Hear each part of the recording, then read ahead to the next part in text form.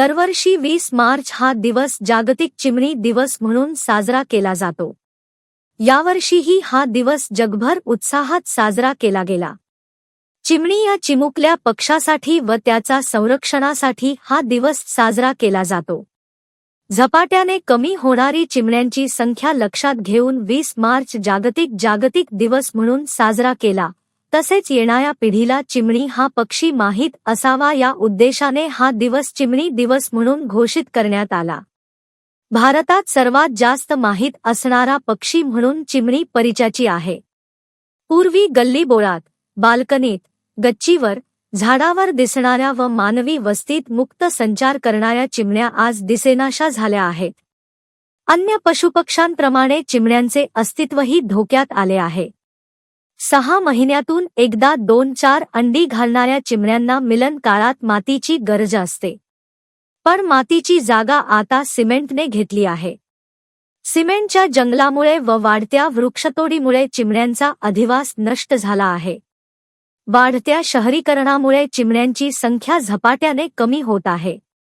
विशेषतः शहरांमध्ये मोबाईल टॉवर्समधून होणारे विद्युत चुंबकीय उत्सर्जन, आधुनिक प्रकारच्या घरबांधणी पद्धतीमुळे घरट्यांच्या जागांची अनुपलब्धता, अन्नाची उपलब्धता, शहरांमधील वाढते प्रदूषण तसेच शेतात होणारा रासायनिक खते व कीटकनाशक यांचा वापर यासारख्या अनेक कारणांमुळे चिमण्यांची संख्या झपाट्याने कमी होत आहे. 20 मार्च हा दिवस चिमण्यांच्या संख्येबद्दल लोकांमध्ये जागृती घडवून आणण्यासाठी साजरा केला जातो.